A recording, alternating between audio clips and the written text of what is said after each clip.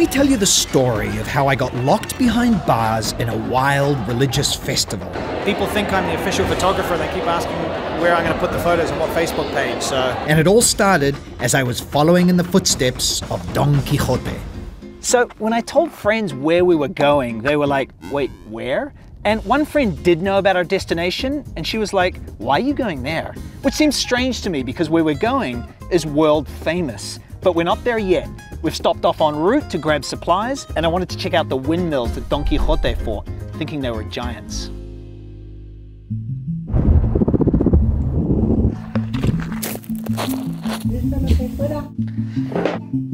Don Quixote de la Mancha, the first modern novel, and many say the best novel ever written.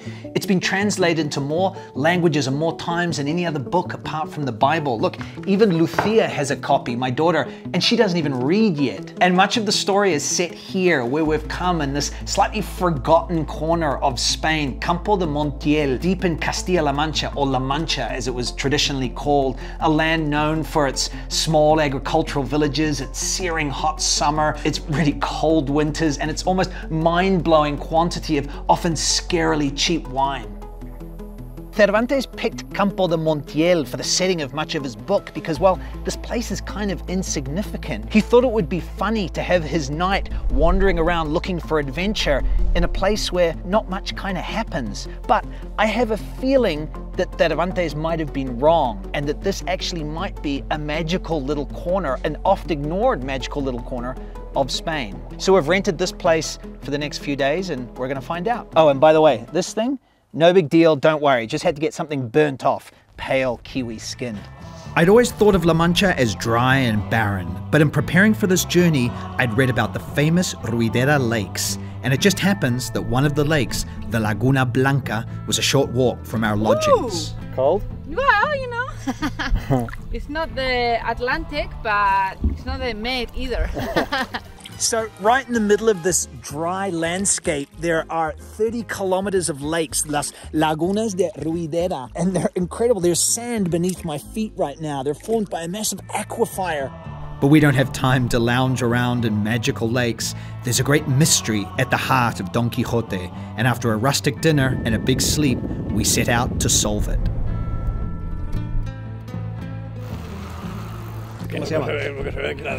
Okay, so there is a mystery at the heart of Don Quixote, the book, that people have been trying to solve. What is the first line of the book in Spanish, Yoly? En un lugar de la Mancha, de cuyo nombre no quiero acordarme, no ha mucho tiempo vivía un hidalgo en so on and so forth. He says in the book that Campo de Montiel is where this, this adventure takes place, a lot of the book, but he didn't say the village where Don Quixote was from. And so he kind of wanted to create maybe this sort of tension and this mystery, and it has naughty worked. Cervantes. Very naughty. And it has worked, right? There is this competition between the towns that's been going over for 100 years, and there's various towns that believe they are the village where Don Quixote was from. And we're gonna visit a couple of them after we finish our ice-cold beers.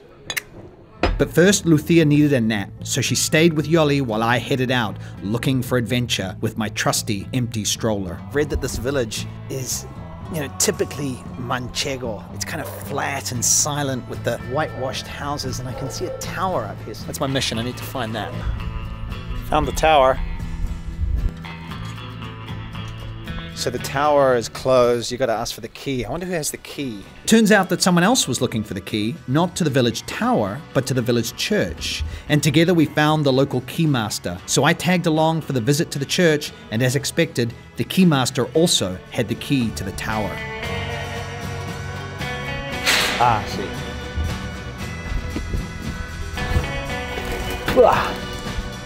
Just saying, a true Manchego pueblo. These fields, olive trees, some grapes growing.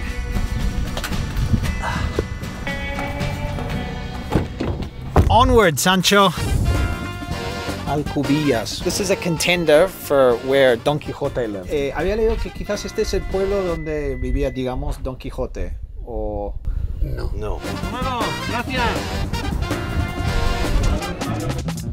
So I need to tell you something. So about 15 years ago, some sociologists decided that they wanted to find out exactly where Don Quixote was from. And so they spent 2 years studying the text, the novel, to look for clues to find out what village in Campo de Montiel he lived in. And they used a fascinating technique. They looked at mentions in the text of time that Don Quixote spent traveling from place to place. And at the beginning of the novel, he starts in the unknown town and then he rides north for 3 days to El Toboso, where his girlfriend Dulcinea is. On a horse, he would have traveled 31 kilometers a day. Thus, in 3 days, he would have traveled 93 kilometers a day. And 93 kilometers south from El Toboso is this village, Villanueva de los Infantes. And so they decided the unnamed place in La Mancha that Cervantes mentioned is in fact this town, Villanueva de los Infantes. A little wrinkle though on the story is the fact that the guy who did the study is also from this town, Villanueva de los Infantes. But he challenges anyone who has proof that this is not in fact the town of Don Quixote to bring forward that proof, and he will give them 5,000 euros if they have evidence that it's another town. And he said that that 5,000 euros will increase every year until it hits 25,000 euros, which is all the money he has. Our stomachs were rumbling, and so it only felt appropriate to eat in the home of Don Quixote, one of his favorite dishes. Duelos y quebrantos. It's what he eats on Saturdays. I love the name. Scrambled eggs with tocino, pork fat, chorizo, and more pork. Don Quixote ate this every Saturday, which is a little nod for the audience at the time to show that he was an old Christian, i.e. he wasn't a converted Jew, he wasn't obviously Muslim. Danger zone, guys. We're breaking all the rules. Rule 1, Phil's rule. Don't necessarily agree, but rule 1, never eat in a place that has less than 4.5 on Google. Well, yeah, fair enough. Rule 2, never eat in the main square. Although, small villages, you know, you can kind of go Could be with allowed, that. could be allowed. Rule 3, new rule, never eat in a place that's for sale. The other place around the corner didn't have duelos y quebrantos, so... Taking one for the team. Egg. Duelos y quebrantos. Ooh, chorizo and panceta. Are you an old Christian? I don't know. See how this feels. No regrets. Being attacked by wasps, because it's the grape harvest, he said, and so there's a wasp. Oh my God, there's a wasp all over the lens. But as we took our seats inside, Yoly told me that the meat in my duelos y quebrantos might in fact be off. And just told me that the chorizo may be off. Yeah, there's something kind of like a bit funny about the meat. Oh my God. That looks like how I will feel.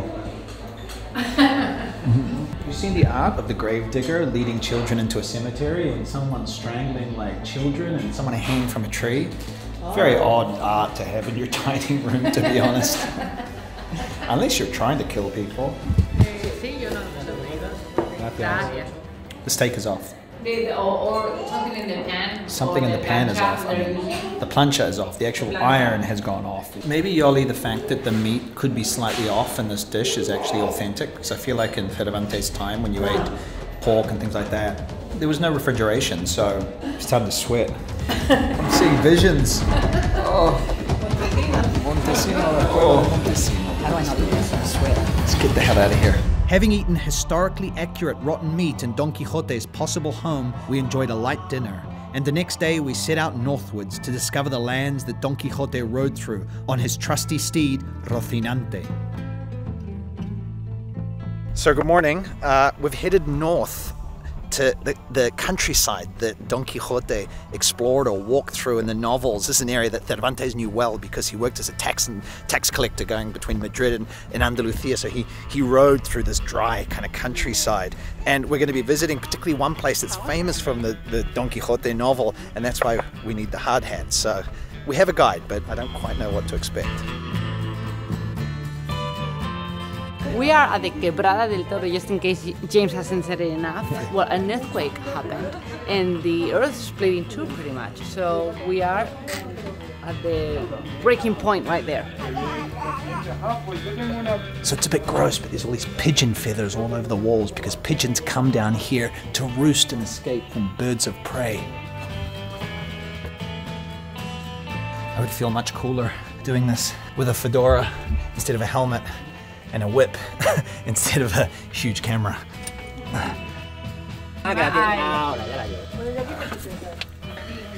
When I called to book this, I said, well, I assume the baby can't come. They're like, no, all good.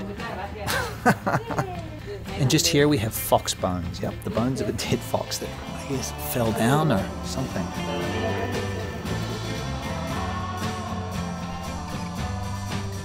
It's beautiful, huh?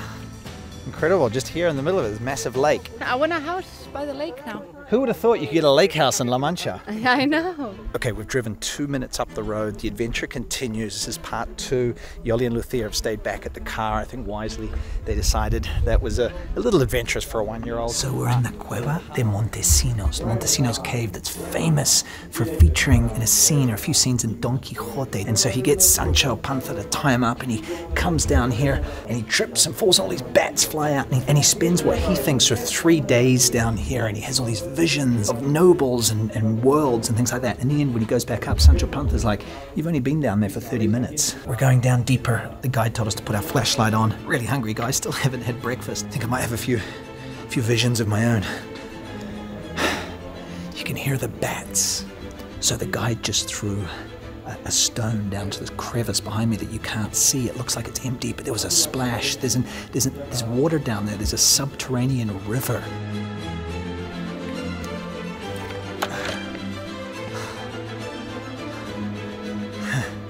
How long's it been since we went down? 30 minutes or 3 days? This place looks nice. Hola.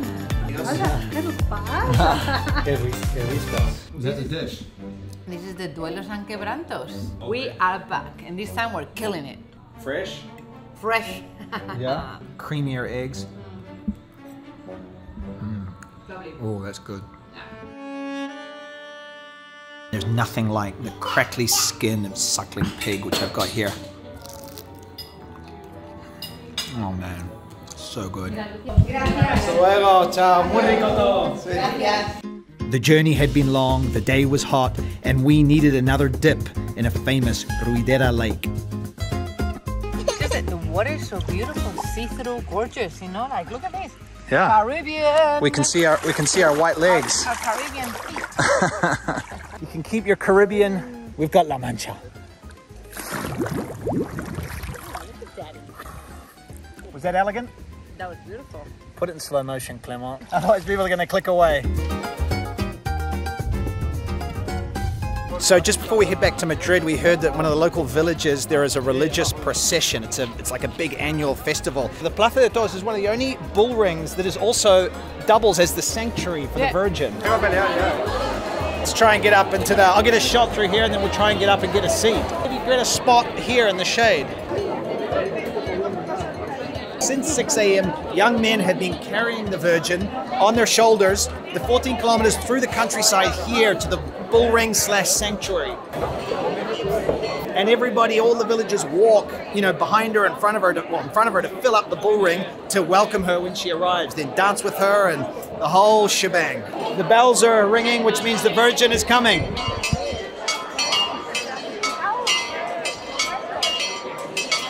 She's officially late, 10 minutes. Okay, something's happening. First, the women come in carrying a flag.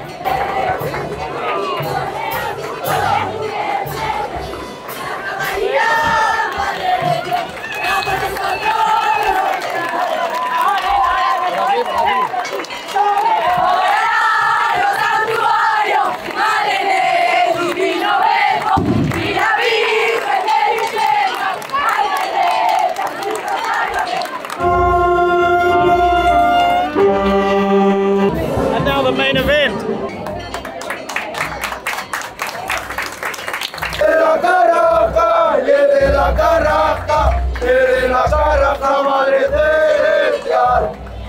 Por eso los hijos del pueblo, y por eso los hijos del pueblo, la llamamos madre, la llamamos madre, la llamamos madre, madre Teresa, la llamamos madre, vamos, vamos, madre, la llamamos madre, madre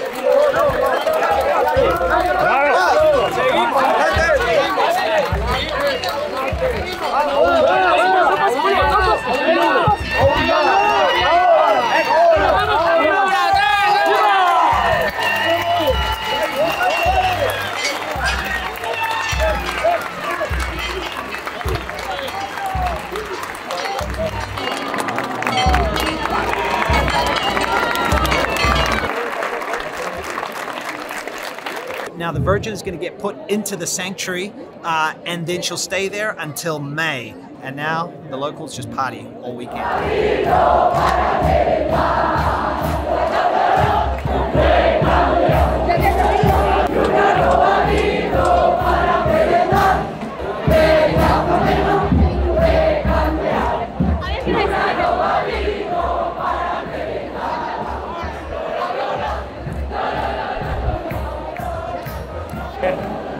¿Tú eres profesional? Sí, de prensa. aquí? No, de fuera. So I'm locked in here behind the cage with the Virgin and the women. I think they think I'm an official photographer. People keep asking me for photos, and people are asking for flowers from the Virgin, putting their hands through the bars. I just got kicked out. Gotta find Yoly and Lucia. We're gonna get back to Madrid. So I found Yoly finally. Yeah. The locals are going to now party all weekend, but we need to head back to Madrid. Yeah. All right. No so party for us. No. Playlist appearing around here if you want to see more videos of us exploring Spain. We'll see you over there in a moment. And hasta luego. Ciao. Ciao.